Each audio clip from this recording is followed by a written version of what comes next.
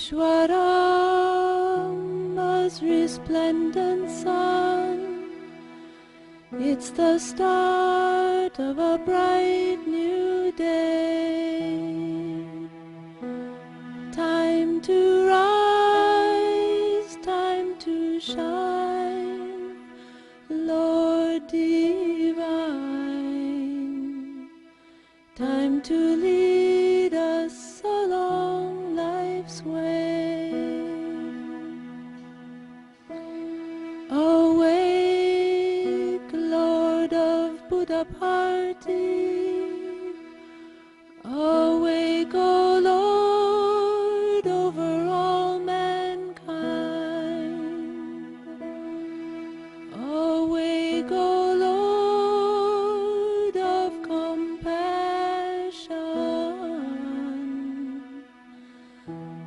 that the world good fortune may find.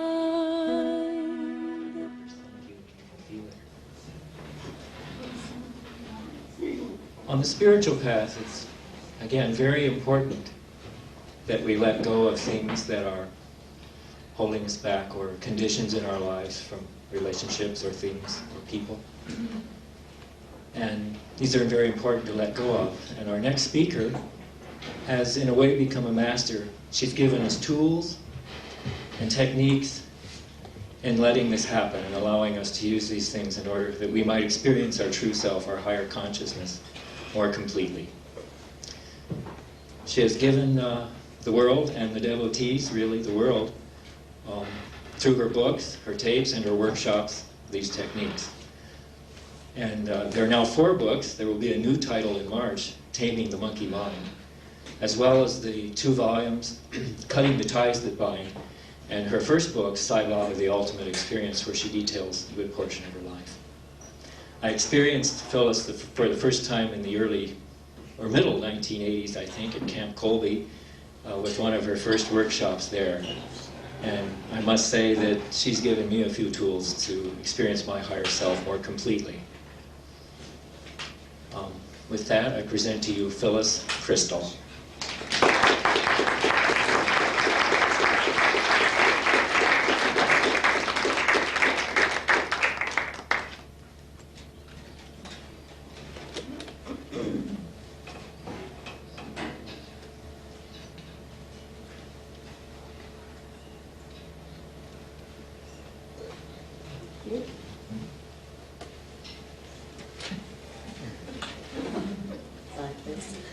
Can you hear properly? Everyone here? Yes. That's good. It's so nice to see everyone. Always delighted to have Sai brothers and sisters and cousins and children all gathered together. Somebody asked me what the title of my talk was going to be, or what I was going to talk about. And that's always very difficult for me to answer, because if I tried to figure out ahead, I would be so nervous that I wouldn't be able to say a word. So I have to just close off my mind and ask Swami what he once said today. So I hope he knows, because I don't. I love the title of your retreat, because that is one of the main messages, I feel, one of the most important messages that Baba has for us, is to really see God in everyone, but also in ourselves. And that's been a very big lesson for me. I remember the very first time I was with Swami in India, and he gave us a farewell interview. And because we didn't really know the ropes in those days, we didn't know what was expected, I asked him when we should come back. And he looked at me quite severely and said, "You don't need to come back to see this little body," pointing to himself. And he let that sink in. And then he said, "You must find me in your own heart." And then he let that sink in. And he said, "But you will come back to be re-energized." And that was his first message to me, and it still is his message. I think it's one of the most wonderful ones he's brought to us in the world, because we do forget who we really are. And as you know, he's now urging us to ask ourselves all the time, who am I? And that always has interested me, because before we even knew that Swami was in the world, we had studied many different disciplines, and particularly I was impressed with the Ramana Maharshi's question of who am I?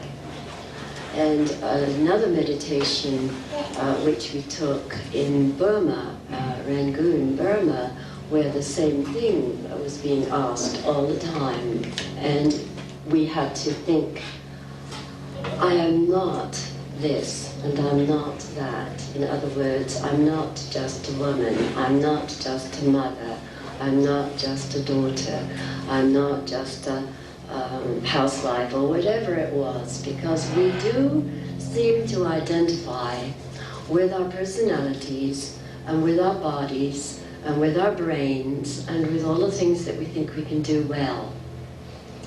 And that is a problem, because that is what makes us forget who we really are. And Baba has come to teach us that. And sometimes I wonder if he ever gets impatient, because we're so slow to learn. I forget all the time, and I'm sure all of you do. It's very hard because we've been trained, we've been programmed very differently. And we've been mostly programmed to be very proud of our prowess with our brains, our intellects, what grades you got at school, or what are you doing in the world, seems to be so important. And of course it is important, but only in the outer life, not on the inner levels of our lives. So when you think in terms of Swami being there in India, whom we of course all love to go to see as often as possible, that's not what he really is asking us to do. He's asking us to really begin to know who each one of us really is. And I'll never forget one time when he said in my presence, and I always like to quote things that I've actually heard or that he said to me, because then I know that they're true. He said, remember, you're God. Just say, I'm God, I'm God, I'm God.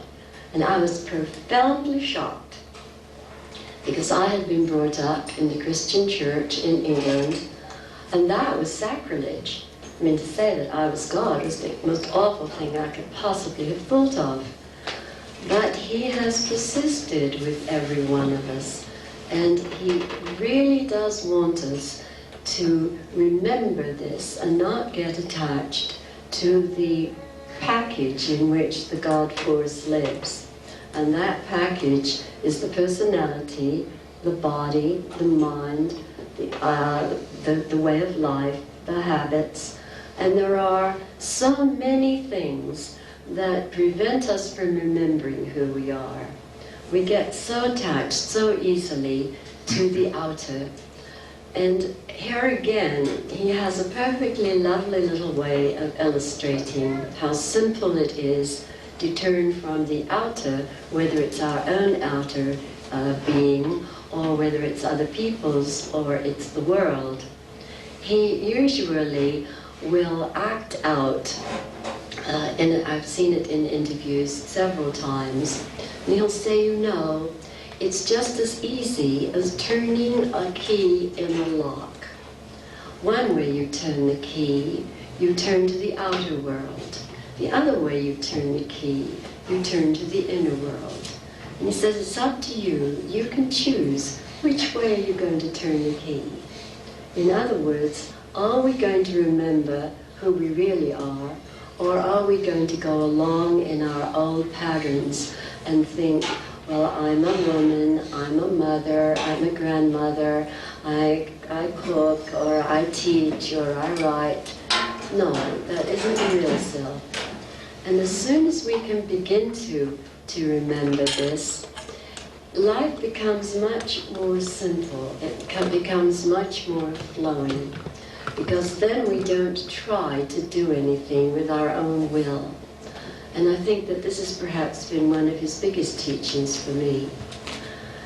I often wonder, when I look back, why on earth he took so much trouble and so much patience in bringing me out of my shell.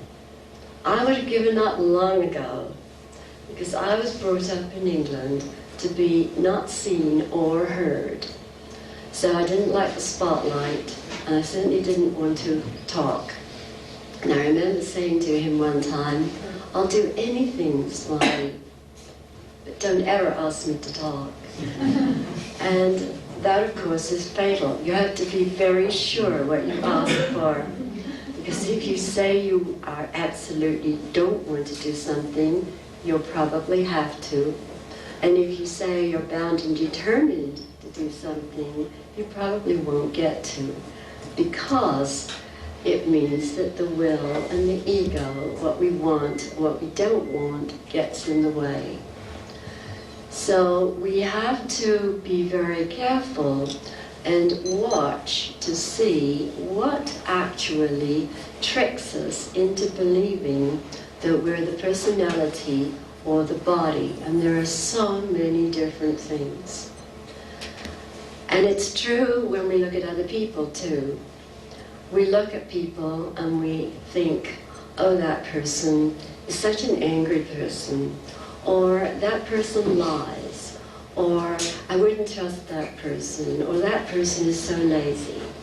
And we're saying those things about ourselves quite often. But that again is still only the personality. And I always think of the personality and all of the behavior patterns and all of the desire patterns very much like onion skins. You know that when you have an onion, there are many, many different layers. And it's kind of fun if you don't cry when you're unpeeling an onion because of its propensity to bring tears. But when you peel off an onion, you'll find that you'll take off one little layer at a time. And then finally, you'll get down to a little core. And that is exactly how I look upon all of us. We have layer upon layer upon layer of misbeliefs, behavior patterns, things that we have been taught as children, many patterns that have come down for many, many years through many, many generations. Some of us have a heritage of a different country from the one that we're living in right now, just as I was born in England.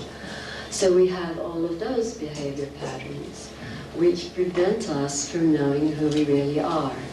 Then we will have all of the teachings of our parents and all of the teachings that we pick up at school. And we get layer after layer after layer. And then there are all of the layers of our desires. We don't want this and we do want that. And every one of these covers over who we really are. And as Swami says, we can imagine our real self, or our Swami self, or our high self, or whatever we want to call it, very much like a light, like a candle flame.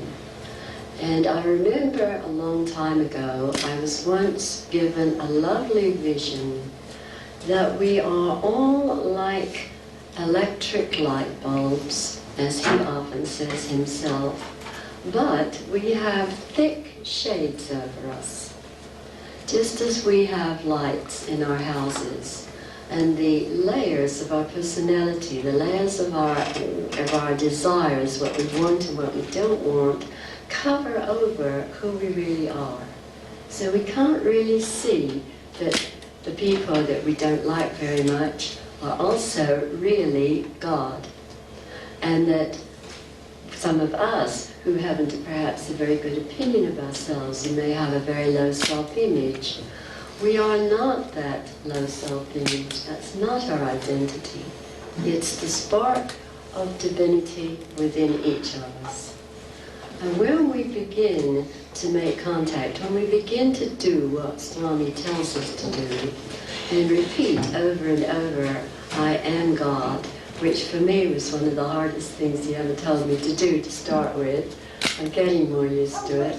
For me, it's much easier to think, well, they are all God, but I don't think I want to feel that way about myself. That's an ego trip.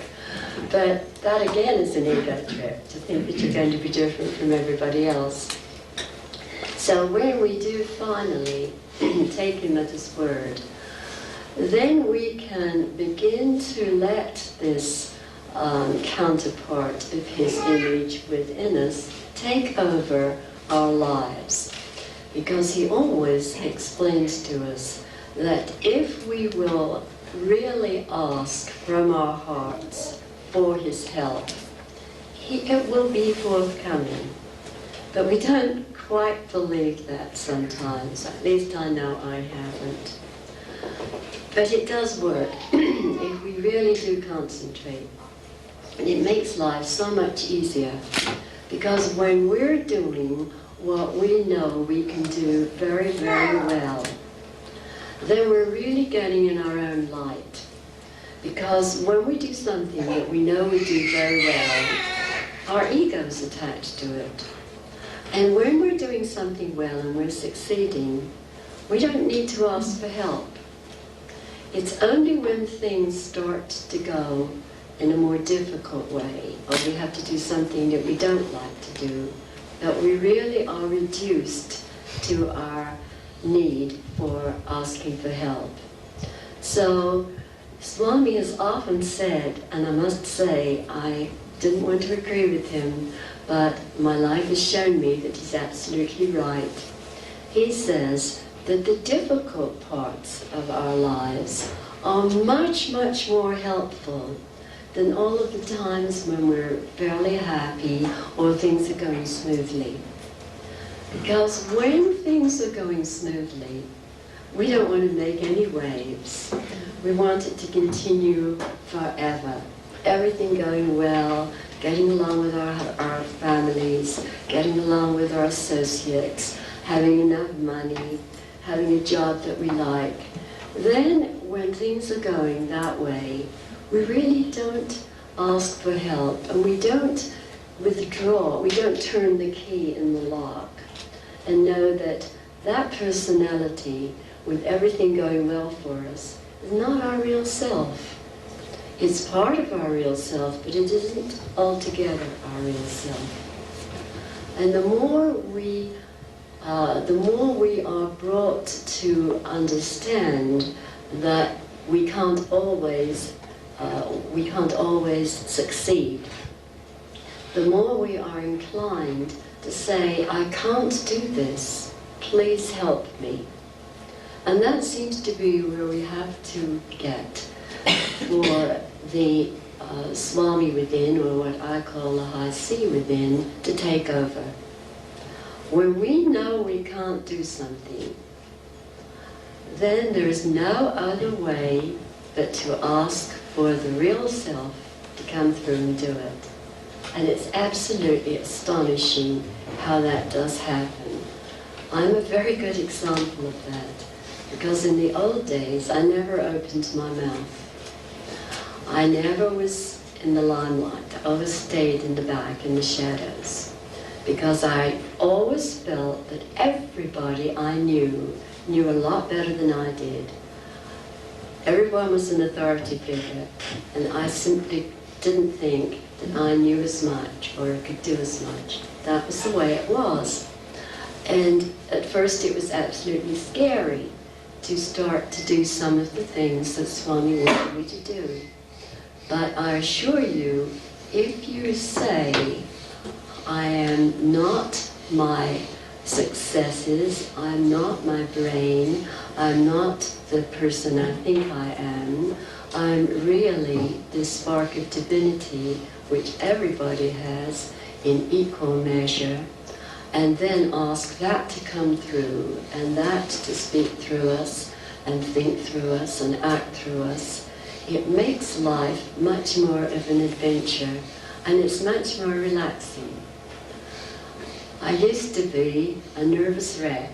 If I couldn't have come here to talk like this today, I would have gotten a splitting headache, because I was trying to do something which I knew I couldn't do. And you've all had that experience when somebody has asked you to do something and you know you can't do it. And you feel helpless, you feel like you're a failure, you feel guilty because you're not going to be doing what you should be doing, and it's a miserable situation. But if you say, just quietly, I don't know how, I really don't have the answer, I can't do this, I know I can't. And you really do address that inner self, that real self. It's absolutely amazing how it comes to your rescue. I remember the first time I ever had to talk was in England at a seminar. And we were in India with Swami. And at our farewell interview, I confessed to him how terrified I was, because I had to go and talk. And he looked at me with a strange expression on his face, and he said, "But you talk all day, every day." And I said, "Yes, Swami, but it's only to one person at a time." And he said, "But 1 plus 1 plus 1 plus 1 equals 1, because all are one."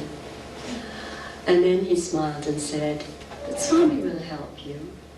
And so when I got to the seminar, it was in the north of England, and I saw how many people were gathered to hear me to give a seminar, I was absolutely terrified. And I looked around at them all and I thought, how in heaven's name am I going to know what they need? And I realized I couldn't possibly. Nobody could know what anybody else needs. And so I said very quietly in my head, "Okay, Swami, you said you'd help me. Now what do you want me to say?" And it was absolutely amazing. It came flowing through and went on and on and on, and I sort of sat back and listened, and I wasn't tired at the end of the weekend. And that can happen. Now you have to know that you can't do it yourself before that will happen. If you think you're your brain, if you think you are the very clever person who can do this and organize that, or a creative person and you can do this or you can do that, you are not going to tap in to who you really are. It's impossible, because you'll be standing in your own light. But if you say, "I don't know how, I can't do this, I would like to, but I know perfectly well if I'm honest that I can't," then this real self that we all have within us will come through. It absolutely will.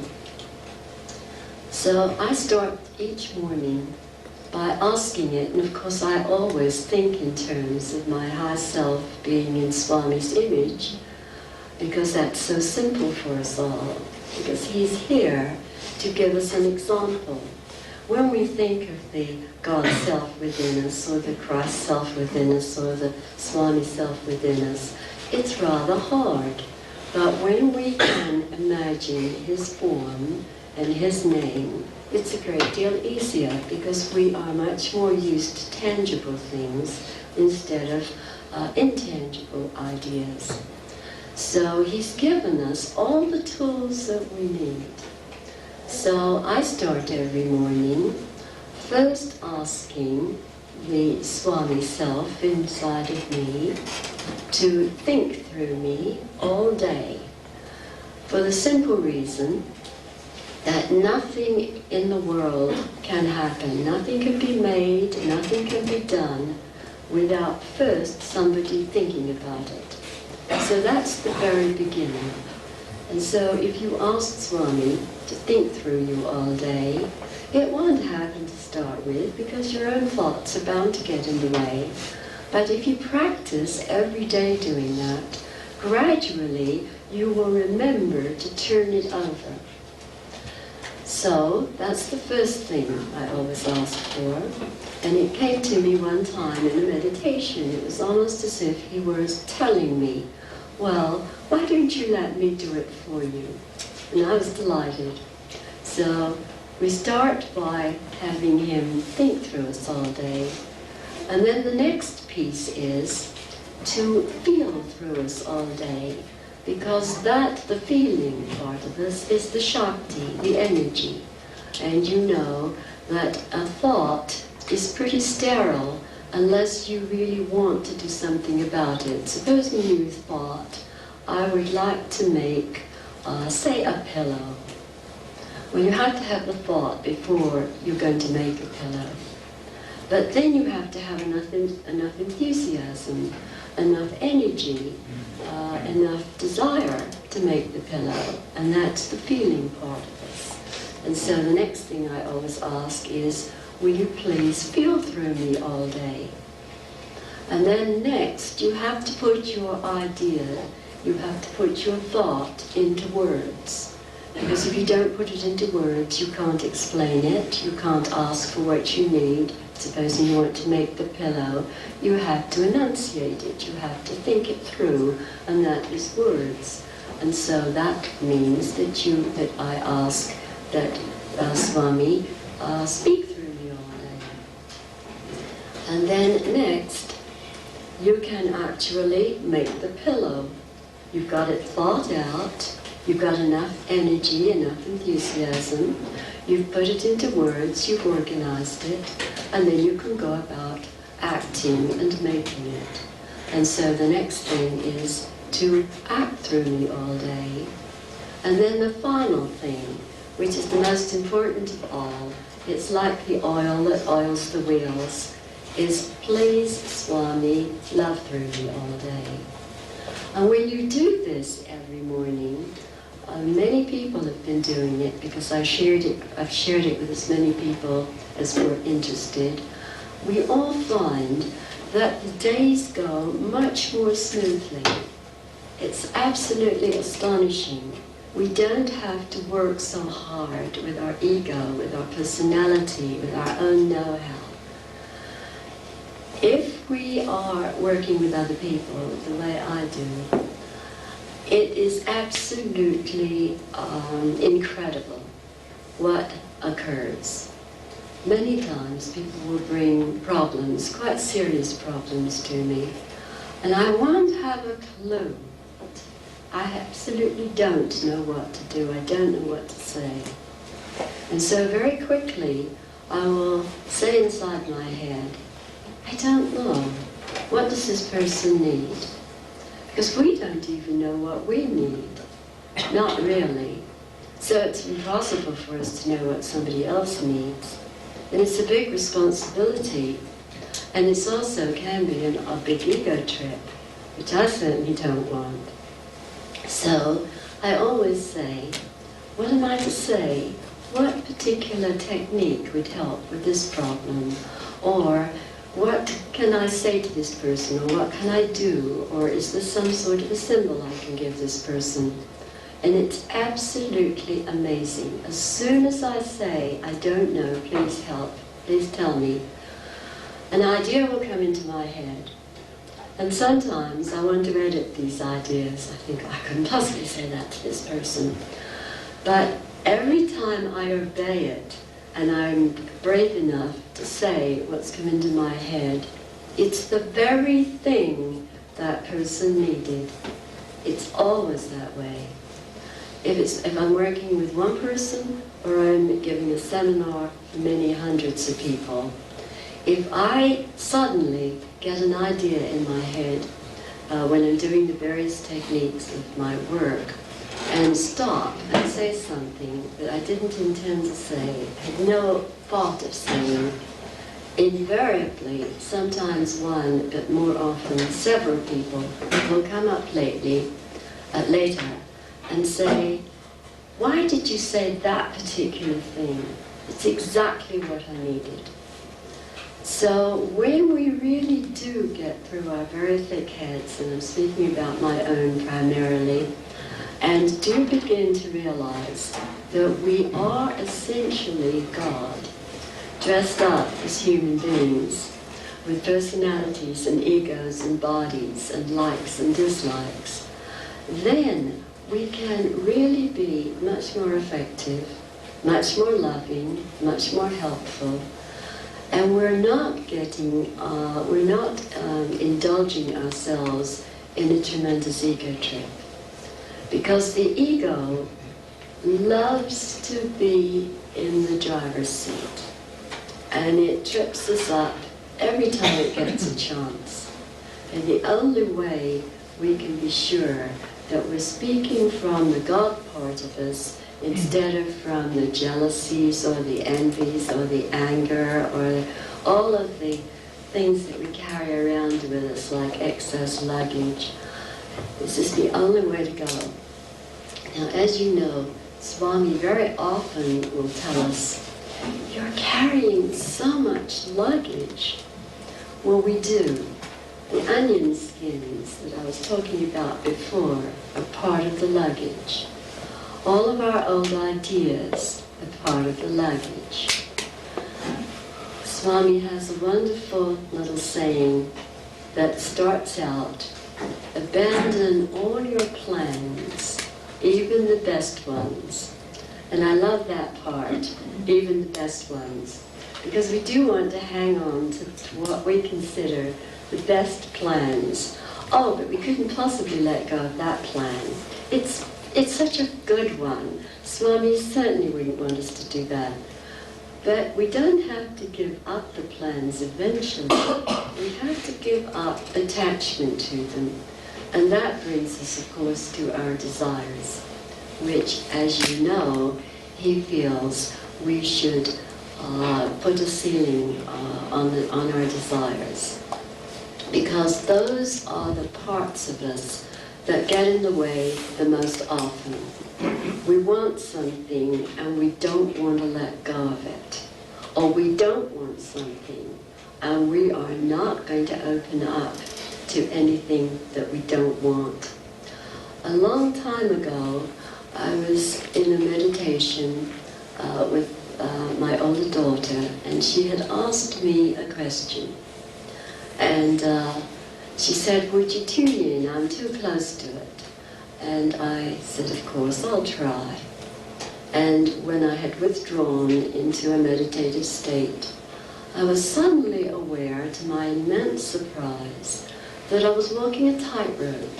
Now, this is something I could never do in actual fact, but within my head, in my imagination, it was very possible. And I knew that I had to have my arms out on either side and hold my head high, not look down, not look to the side, and just walk the tightrope with one foot being put in front of the other foot until I got across. So, in my imagination, I was doing this, though I didn't have any idea how this was answering my daughter's question. And all of a sudden, in my inner view, there was an enormous black bird coming over from my left-hand side, ready to attack me. And of course, my instinct was to push it out of the way. And here I was on my inner tightrope. And on my inner tightrope, when I did that, I fell off. And then I was shown to get back on it again, and I walked a few more steps on my imaginary tightrope. And then on the other side, on my right side, out of the corner of my eye, because I was looking straight forward, I saw a perfectly beautiful white bird which was coming towards me. And I happen to love all living creatures, and I wanted to take it in my hand and fondle it. So I reached out to grab it, and I fell off the tightrope again. And I got back up again, and I asked inside from my God self, or my high self, what's this all about? What does this mean? And then I was shown that the blackbird represents all of the things you don't want to happen, or you don't want to do, or you don't want to have in your life. And what we all do is try to push them away. And we fall off from knowing who we are. Because we don't really know what we need. Our ego thinks it does, but only our God self or our high self really knows what we need. And so we get in the way. We might get tremendous benefit from accepting something that we didn't like. Then the white bird on the other side represented all the things we most want, the things we hope are going to happen, the things we want to own, the people we want to meet, everything that we most want. And if we grab those and try to take hold of them, we fall off the tightrope again. Because we are deciding what we want and what we don't want. And that means we're attached to our will, our body, our desire, our personal shell in which the God force lives. And that does not know what's good for us. Now this was very hard for me to learn, because I always thought I knew what I liked and wanted and what I didn't want. But I've learned that I don't really. Very often I limit what's going to be brought to me by saying, no, I don't want that. Because very often some of the things that we don't think we like at all and we don't want to happen are the very things that can teach us the most and lead us to something that's very, very much better than anything that we could ever have wanted or asked for. Because the high C, which I call it for higher consciousness, because I don't just work with Baba people or people who have a religious background, or we would call it the Baba self, knows a great deal better what we need. So in order to have it take over, in order for us really to know that we are God, each one of us, and not just a personality or a body, we have first to say, I myself, my personality, really don't know. I don't know what I need. I don't know what's good for me. And that's very hard for most of us. It was very hard for me. But as you practice this, which is exactly what Swami tells us to do, and as you keep reminding yourself of who you really are, it gets easier and easier. And then it's a very different way of living. Instead of the stress of trying to get everything done, worrying about the things you've done wrong, getting all puffed up, as Baba says, don't get puffed up and don't get punctured. When you're on that particular track, it's like the bumpy road he once told us about. It was a lovely interview, and he came tripping into the room, looked around at us all sitting on the floor, and said in a very surprised little boy voice, "Oh, but you all live on such bumpy roads." And we couldn't imagine what he meant.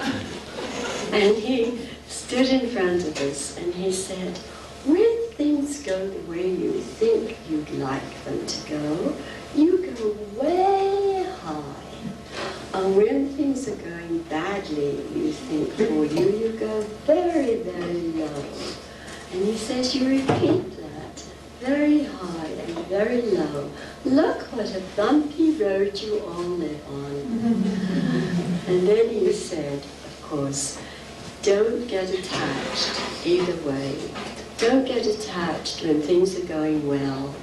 So it's not going to last forever. And if you're going to get attached to it, you're going to feel very upset when things don't go the way you want. So don't get puffed up and don't get punctured. And that's what his biggest message is. And it comes from knowing who we are and knowing who everybody else is. I've stressed who we are to start with, because unless you know who you are, you don't know who everybody else is. You can't apply his teachings. And that brings me to another point which he's made beautifully clear. And I thank him every day for it. As I told you, I always used to think everybody knew a lot better than I did, and that everybody was much brighter and much better than I was. That was the way I was brought up. And he tells us that on the inner level of the real self, we are all absolutely equally important, equally valuable. There is no difference. There is only difference between our various personalities, not in who we really are. And if you think about that, it's the most wonderful message, particularly in this world where everybody's competing with everybody else. Everybody's saying, oh, this person's better, or that person's terrible, or I'm not very good, or I'm very smart. We're always comparing with everybody else. We've been brought up to do that way, from kindergarten on up. But that's not Swami's message. If we see God in everyone, and we know God is in ourselves, then we're all equal. The only thing that isn't equal is our personalities. And that's what we all have to work with. We have to peel away all of the excess luggage, which he says we carry around with us, and we really do. And as soon as we can start to peel away some of our desires, some of our beliefs, some of our feelings of superiority or inferiority, then we can find out who we are. And that's the only difference there is in any of us. When we're all at Puja Party, know that a lot of you have been there, there's all of this competitiveness. Swami's given this person an interview, so that person must be special. That's not my view of it at all. I think, from my view, that he takes people for an interview for his own reasons, and I've seen some of them. He's shown me some of them. One of his reasons is that this person who he's having for an interview simply couldn't work out the next step in that person's life without some word from him. It may be a physical problem or a mental problem, but he knows that the person is at a point in his life where he needs some sort of help. Then he also gives interviews to people who meet and have contact with many, many other people. You'll notice he almost always takes doctors and teachers for interviews, because his whole idea, as he says, is his mission. And his mission has to reach as many people in the world as possible. So when he sees one person who might have an influence on many, many, many others, that hastens his mission, because he needs us to bring about his mission. We're the mission. So that's the second one. And then the third point that he's made quite clear at times to me is that if he sees someone who really truly is devoted, who really truly does want to give up the ego, give up the desires, and let him guide their lives, then he will see them. But it's not because we're special. And I always love to bring this point up, because it's such a problem for so many people at the ashram. And we all get caught in it. I've written another book, and one of the chapters is the ashram virus. It came to me one morning in meditation, and I thought, gosh, what's that? And immediately I thought of the various viruses and intestinal problems that many of us do pick up when we're in India. Not a bit of it. As I asked to be shown what what this chapter should contain, I was shown that it's the virus of I want an interview, I want Swami to look at me, I want him to smile at me, I want him to know I'm here. I want him to think I'm special. And that is the virus. I will tell you how the new book came about because I think it's a very interesting story. We were in India, not for the last birthday or the one before, the one 2 years ago. And we were in an interview, and he came dripping in as he always does, with a big smile on his face, and looked all the way around, all of us sitting there, and started to beam, and said, "Oh, Mrs. Krystal's writing another book." Well, I had no idea of writing another book. I absolutely was never going to write another book. I felt 3 was plenty. And then he said, which amused me no end, as well as my husband, "What's the title?" Well, if you don't know you're writing another book, you certainly don't know the title. And so I said to him, "Well, my husband always picks the title." So he turned to Sydney, and Sydney said, "Well, I have to read the book." And then he made me a pen and told me, "The book is in the pen." So he knew that left to my own devices, I could no more write a book than fly. And so he got around it that way. But all of the chapter headings in the book are, some of the chapter headings are his sayings, and some of them are ones that I got in meditation, like the ashram virus. Okay, I've talked and talked. I'm sure many of you will have questions that perhaps you'd like to ask me. I will tell you ahead of time, I won't know the answers, but I can certainly ask to be shown, and if I get an answer, I'll answer, and if I don't, then I'll tell you so. So why don't we open up this group to questions, and please don't be shy.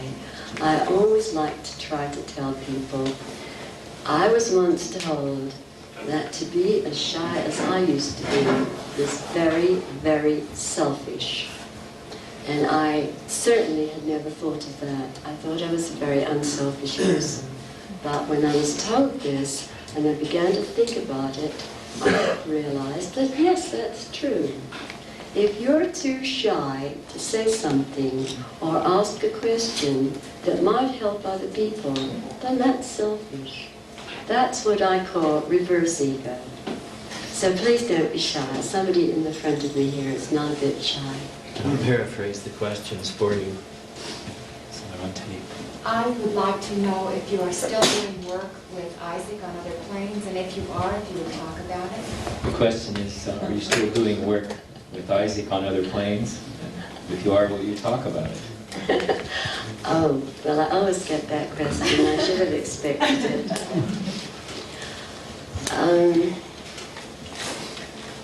Yes, I will explain it. Swami had told Isaac Tigert, whom most of you will know, to move to Los Angeles and work with me. He tells quite a number of people to come and work with me with the cut and the ties work, because he has always, ever since we first went to him, when I had been doing the work for a good 20 years, he has always encouraged me with it, helped me with it, guided me with it, really practically forced me to write the books. So he told him to move, and we had no idea what he intended. And we discovered that when we worked together, Isaac, when we put up a triangle, which is what I always use when I'm working, that the energy of the two of us together was far greater than the energy that I had been able to use with any other partner. And it was very much easier for me to go into a deep meditation and be shown all kinds of things to be taught, because the whole Cutting the Ties work has come in this way, by withdrawing to an inner level, not in any kind of trance, not hypnosis, just withdrawing from the outer world and withdrawing from my own brain, my own mind. And so we discovered that it made it much easier for me to do this work. And we have been shown many very interesting techniques in this way.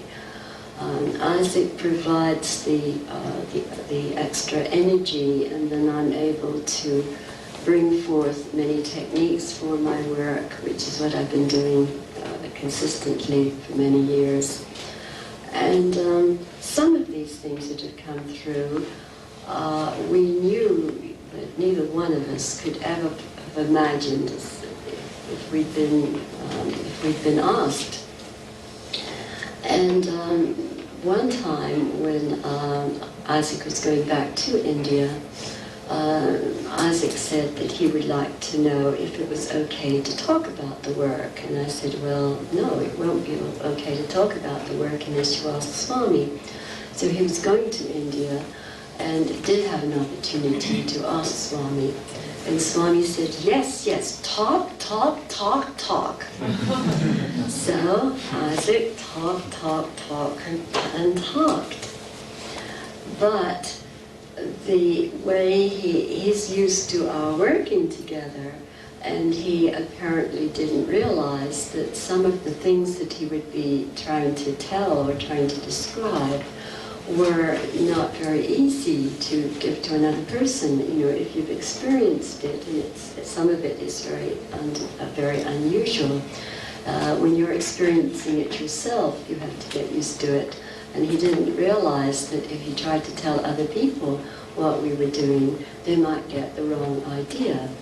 And I remember that last September, I was asked to go back to the East Coast to give a seminar on my Cutting the Ties work. And I was asked, would I please teach people to do astral traveling?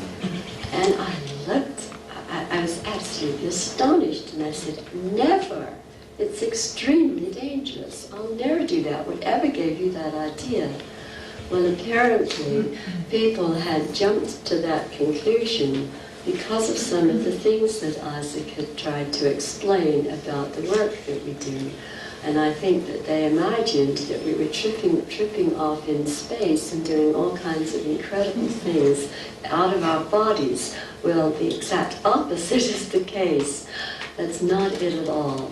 What we have been shown is all kinds of teaching, all kinds of new techniques.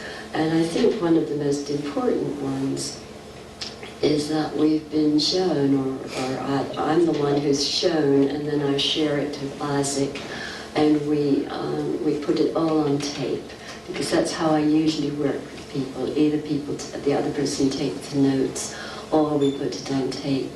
And what we've been shown is that if we try to clean up our world, our earth, in the way that we're doing, to remove the pollution and so forth, and bring better balance back onto the planet, it will be absolutely useless unless we also work on the negative thought forms which are in the atmosphere, they're in the universe. Because whatever we have thought or done or spoken in our lives has carried our energy with it. And we make thought forms all the time, and we fill those thought forms with our energy. This is what karma is all about. We will act in a certain way, or we will speak or think or feel in a certain way, and it will carry our energy. Now, supposing we thought we acted in a very negative way and harmed somebody. It doesn't have to be in this life, it can be any life. It's carried our energy, that action. And so it has to come back home like a homing pigeon. So we're making thought forms all the time. And when thousands of people, over thousands of years, all make thought forms in a negative way around anger or jealousy or warfare or envy or pride or any of the more negative aspects of human behavior, we are forming in the atmosphere thought forms filled with human energy. And so some of the work that Isaac and I have been shown that we need to do, and he helps with the destruction of these thought forms, is to destroy them and let out the energy for more positive use. So that essentially is what we have been doing. So after I had returned from Connecticut last year, Isaac comes in just now and then. He's not here in Los Angeles all the time. He has many projects.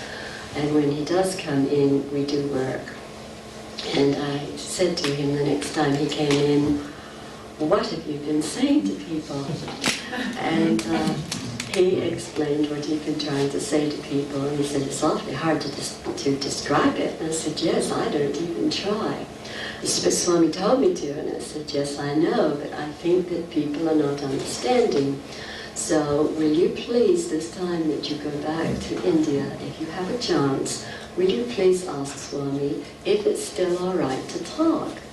So he did, and he did get a chance. And Swami smiled wryly and said, "I think you'd better stop, because people don't quite understand." So that's where it stands right now. Now, I have no hesitation in talking about it. I prefer not to bring in my work when I'm with Sai devotees on a retreat. I like to try to keep it separate. Not because Swami doesn't approve of it at all, because he has approved of it right from the very beginning, but because this is a Swami retreat. However, what I will tell you is that when we do use the work, it is one way to put Swami's teachings into practice in our everyday lives. It does help us take off the onion skins or drop the excess luggage. It does help us to get rid of our attachments to what we want and what we don't want. But there are many other ways to do it too. So it's by no means the only way to put Swami's teachings into practice. However, he does insist that we do just that. He says more and more, don't just listen to my teachings. Don't just read about them and think, aren't they wonderful? Isn't this great? He said we must put his teachings into daily practice in our lives. Because he says his life is his message, but our lives have to be his message too. That's the only way people are going to know what his message is. Because we can't advertise him, he doesn't approve of it. So the only way people are going to find out about him is if they ask us. And so our lives have to mirror his teachings. So the work I've been given long before I ever knew Swami was in the world here to teach us is one method, but it's not the only method. Okay, any other questions? Yes, right here. Phyllis, can you tell us what a thought form is and how do they become negative or positive? And if the second part is, Yes.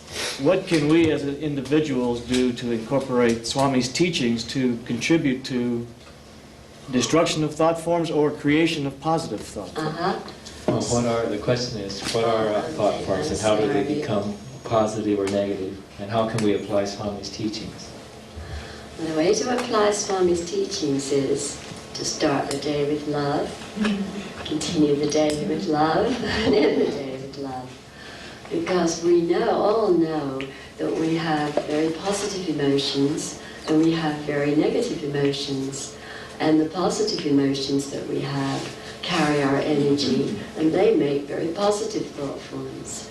And the negative ones, like hate or jealousy or envy or pride or any of the, well, you know what the negative ones are, I don't have to tell you. They carry our energy too. So the energy is trapped in the thought that we make, whether it's a good one or a positive one, a helpful one, or a negative one, a destructive one. So it's up to each one of us all day long. That's one way of putting Swami's teachings into practice in our everyday lives. Let's make our thoughts produce positive thought forms rather than negative ones. Because if you look around the world, it doesn't take much to see how negative it is in every single direction, in every country. There's warfare everywhere, there's competitiveness everywhere, there's hunger everywhere. And we can, in fact, when I do the Cutting the Ties seminars, I always start every seminar with a maypole. It's my way, well, not my way, it's the way I've been shown to attach each one of us to the God self within us. And if you'd like, I can end this particular talk with the maypole. When I am with a Swami group, I always imagine his picture or his robe, and we attach all the ribbons of the maypole to him. And thank you.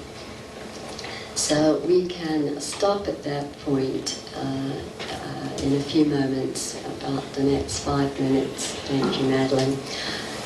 And so what I would suggest is what he tells us all the time.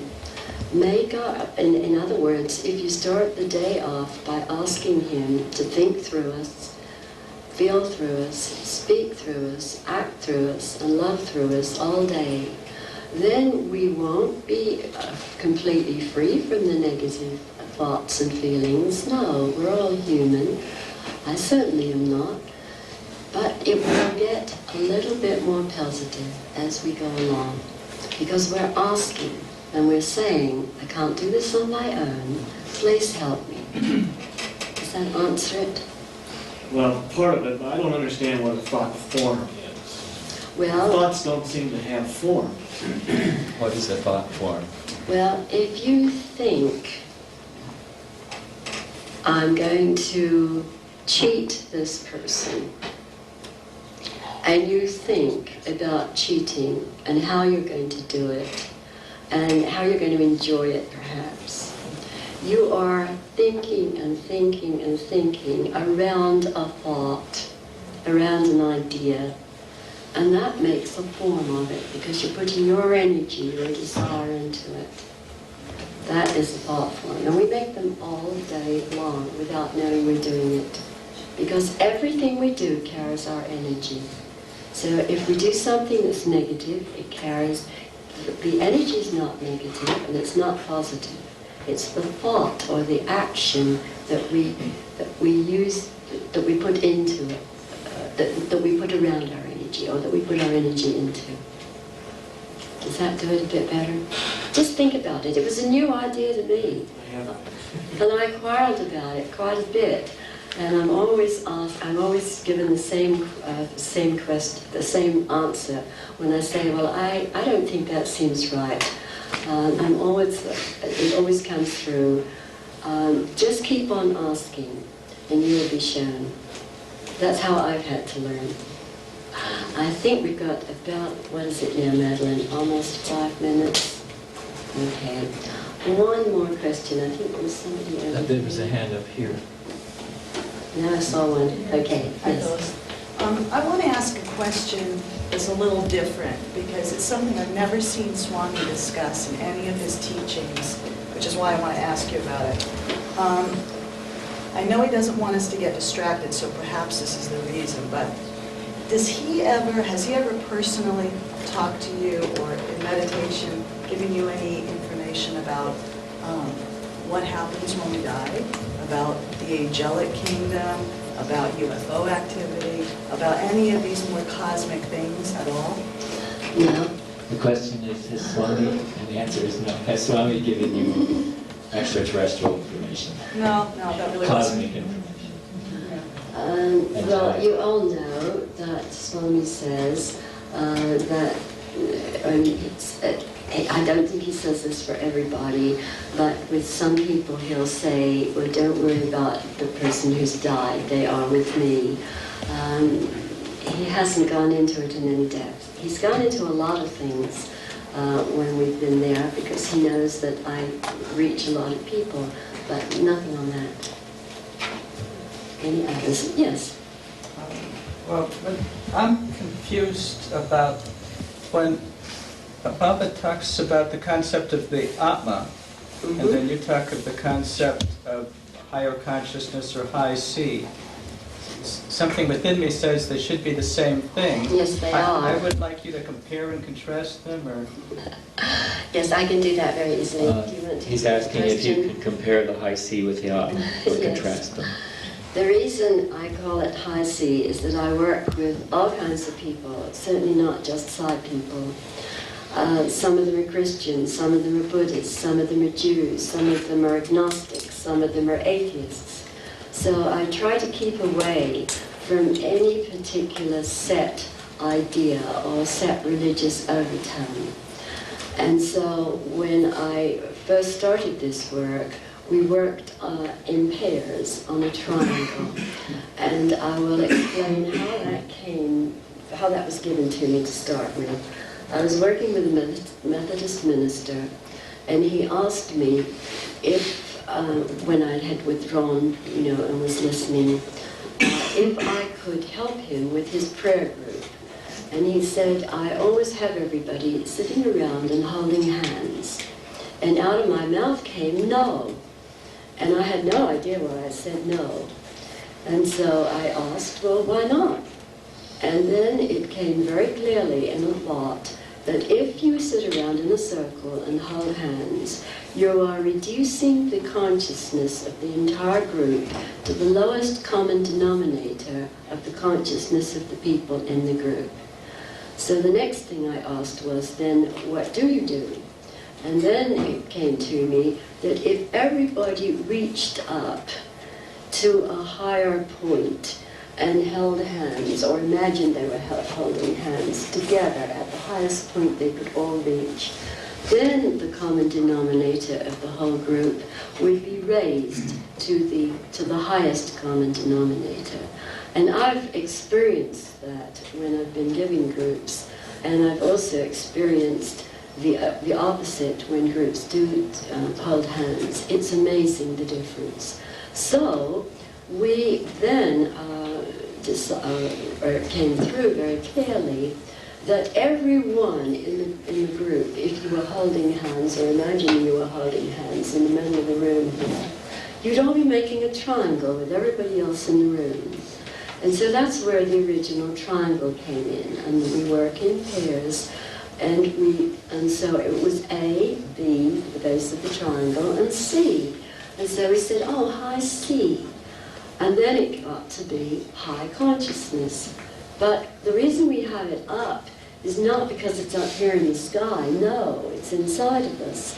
But if you try to look at your navel, it's awfully difficult. And high usually means, up usually means high, and down usually means low.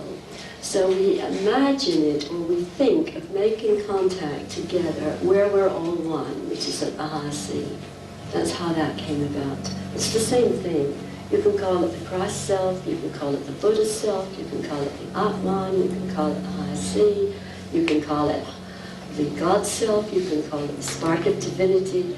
We call it high C because it's so much easier with all of the people I work with who might have completely different religious background.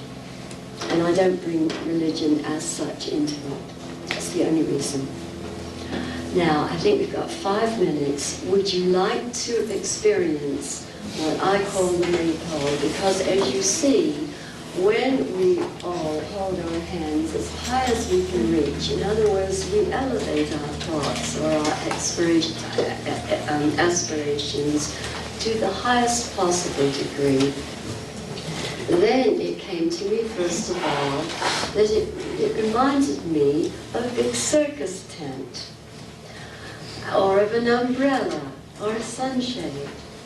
And then finally I thought, oh, it's exactly like the maypole I used to see when I was a little girl growing up in England. And we would have the maypole on the village green every 1st of May, and the children would dance around it.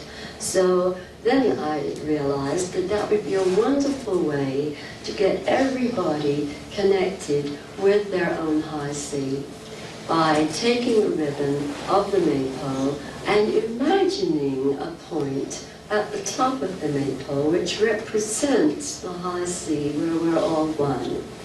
Is that clear? And I find that it does bring about a feeling of oneness. It also seems to help people to recognize the fact that they are really the God within them. It seems to switch our thinking a great deal when we do this.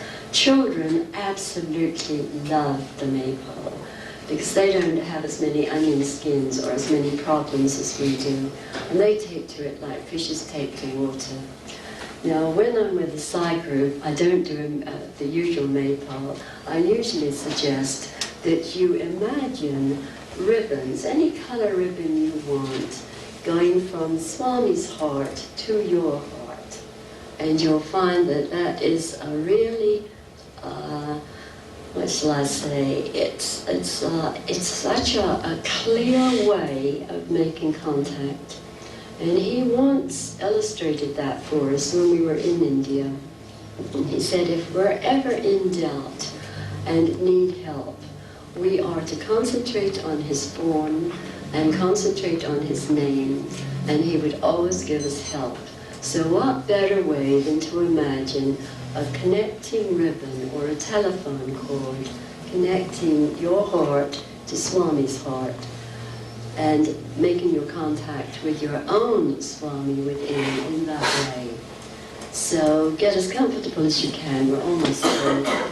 And now it's a very hard floor. And you can close your eyes or leave them open, whichever you wish. And first of all, look at Swami's picture, which I will do too. Oh, it's a wonderful smiling one. And just imagine that there's a cord or a ribbon or a wire or anything you want to see or a light connecting your heart with Swami's heart. And now all you really need to do to feel his presence within is just to breathe in whatever he is wanting to give you. Just remember, you don't really know what you need, but he does. So just feel as if you're breathing in through that ribbon or that light or that wire, whatever it is he wants to give us, because he always says, I have so much more to give you than you're ready to ask for. You want my little trinkets, and I've come to give you something so much better. So just breathe it in, and as you breathe out, let go of all your own worries, all your own desires, all the things you want or you don't want. Just let go of them. They're excess baggage. Abandon all your plans, even the best ones. And then breathe in again, whatever he is giving to you. And if you do this regularly, you'll really feel that contact getting stronger and stronger. And now let's ask him to pour into each one of our hearts from his heart, his particular kind of love. And as you know, he says it's expansive love, not contractive love, the way ours so often is. And we've all been wanting this love, we've all been seeking it all our lives. So just breathe it in as you ask him to pour into you his kind of love. It's not non-judgmental, non-critical, completely accepting of you just the way you are. Because he knows that the real self in all of us is just like he is, he says. We're all God. And now we've been told that if we receive something and we keep it to ourselves, it will eventually poison us. We have to give it away immediately. So now just let go. This time breathe in his love, and then just direct it anywhere in the world that you know it's needed, or anyone you know who needs it. This is the greatest seva any one of us do. We can do it in our own homes, in our own offices, schools, wherever we happen to be. So ask Swami to pour into your heart from his heart the love that everybody needs, the help, the healing, the inspiration. And now just direct that anywhere in the world that your mind leads you. It doesn't take much to see where it's needed. And this is a wonderful seva, and it really does work. We very often say, we can't do very much just by ourselves, we're just one person. But we can all do this, and if we multiply just each one of us by hundreds of people, the way there are here in the group today, then it's extremely effective. And now let's come back to ourselves again and open up our hearts. Imagine, I often say, imagine your heart is like a flower, like a lotus or a rose. And imagine that this love from Swami is pouring across your ribbon or across the light, deep into your heart and opening it up. So many of us have our hearts closed. And then quietly inside your head, say, thank you, Swami.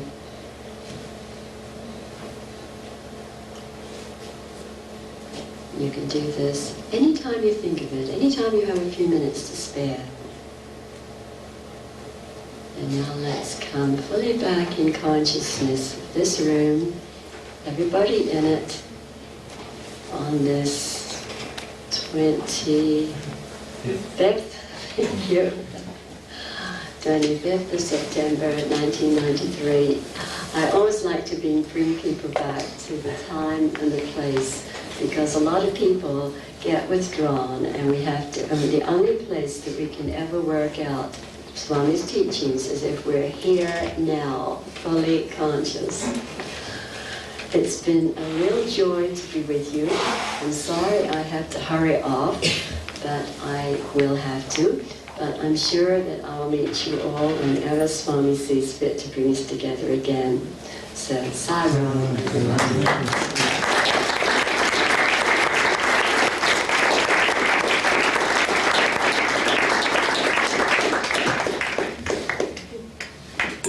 Thank you, Phyllis. You're welcome. It's so inspiring. And she feels so momentous through her.